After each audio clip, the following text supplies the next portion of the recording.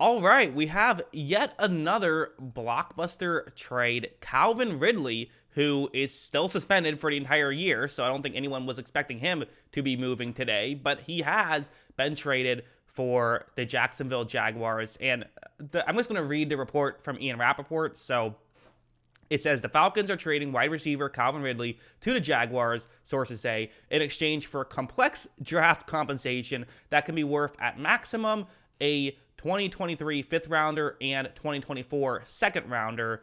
Obviously, he is suspended for the whole year, so I guess it's a lot of compensatory picks, but second rounder and fifth rounder is what it at most can be. So I'm assuming if Calvin Ridley comes back and this works for the Jaguars, they're giving up a second and fifth rounder, which, I mean, you look at what the Bears just gave up, a second rounder for Chase Claypool. The Jaguars are getting a significantly better player. If both of these teams are building for the next year, Calvin Ridley has had much higher highs than Chase Claypool has had for only a second rounder. This feels like a steal, feels like a weird move by the Falcons. I don't get this at all from the Falcons. This feels like a great move from the Jacksonville Jaguars perspective. One thing worth noting, Ridley is about to get paid, right? I believe since he got suspended, his contract has just been pushed back a year, so his fifth-year option for $11 million is going to take place during the 2023 season. That's what it says according to Over the Cap. So,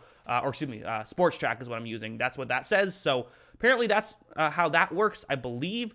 One thing worth noting is, one of the things that I was kind of concerned about with the Jaguars heading into next season was how do they get that much better? They don't have a ton of cap space. They actually have the fourth least amount of cap space heading into 2023. So that's a move. That's, an issue. Now, you can clear up some cap space. I wonder exactly how they will do it because,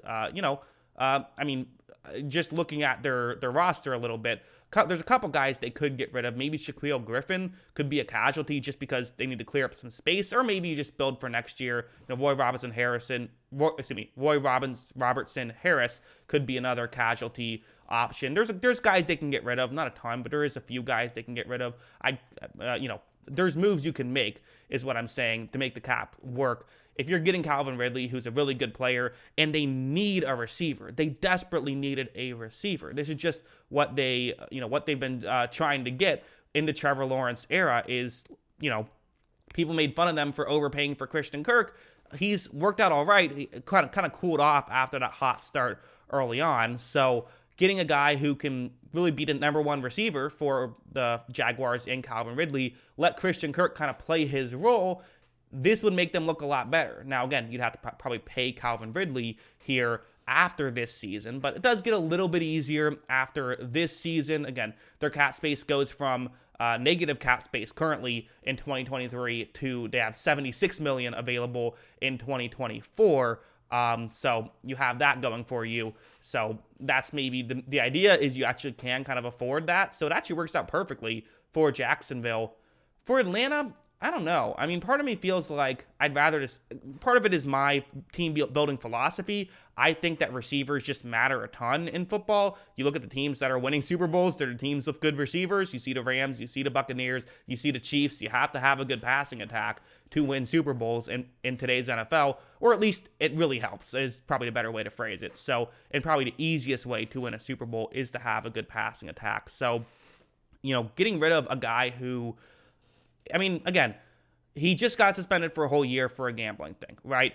It feels like, well, typically if a guy gets suspended for a whole year, getting rid of him makes some sense.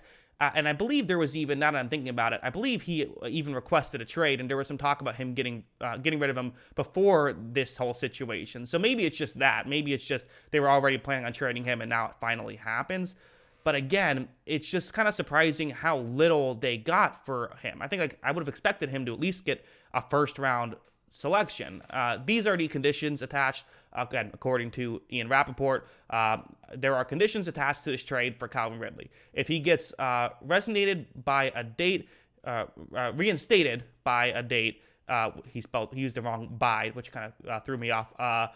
It's worth 2023 fifth. Otherwise, it's a sixth. If he makes the team in 2024, it's at least a fourth. If he hits his playtime milestone, it's a third.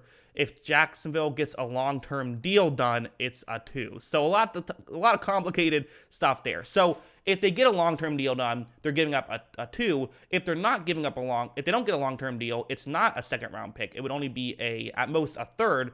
And if he doesn't get a ton of play time, then it's at most a 4th. So, the risk factor that's here for Jacksonville basically is negated. So they're expecting to probably get a long-term deal done and get Calvin Ridley. They're expecting to give up that second-round pick. That's what I think happens. But if it doesn't happen, then they don't have to give up as much. So you have a risk built in there. This is a massive win for the Jaguars. And for the Falcons, again, I guess you just had to get rid of him, which kind of sucks. But I can't imagine that you're actually getting less than the Steelers got for Chase Claypool. Like, that doesn't feel...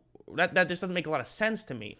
I don't understand why teams aren't more willing to go out and get Calvin Ridley. I guess part of it is, Chase Claypool, you're getting a year and a half of Chase Claypool. I don't know if the Bears really care about that, but that's what you're getting. Whereas for Jacksonville, they know they're just getting 1 year of Calvin Ridley plus the option to franchise tag him or get a long-term deal done with him this next season. So that's kind of the advantage here. So, it's a very fascinating move. I personally am a big fan of trading for wide receivers. I think if you can get a wide receiver, you get a wide receiver. I would absolutely make this move in a heartbeat if I'm one of these teams. I think I think it's a great move from Jacksonville's perspective. So, for Atlanta, where do they go from here?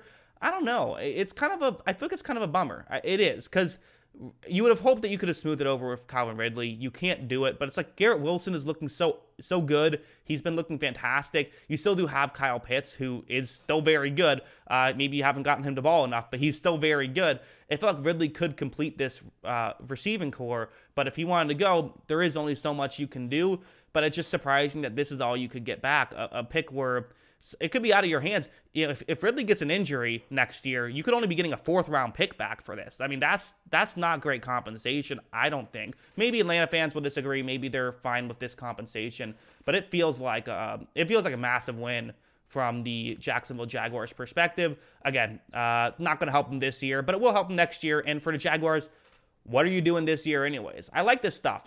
If you're a bad team, which they are, it's like, hey, you can still get rid of assets. The whole point of assets is to help you. And that is the one nice thing that the Falcons kind of have going for them, is you could sit here and say, well, it's a nice draft pick, but, it's going to be in 2024 as well. So you have an extra year, which I think helps Jacksonville even more. I think they expect to be better next year than they are this year. So it seems like every single aspect of this trade just makes me feel better about it from the Jaguars' perspective and worse about it from the Falcons' perspective. But on the flip side, you might be getting something back for a guy who wasn't going to play for you. So if that's the case, well, then you at least feel good about that. But yeah, very fascinating trade. That's what I think. What do you guys think? Let me know in the comments below. Always love hearing from you. And of course, as always, thanks for watching.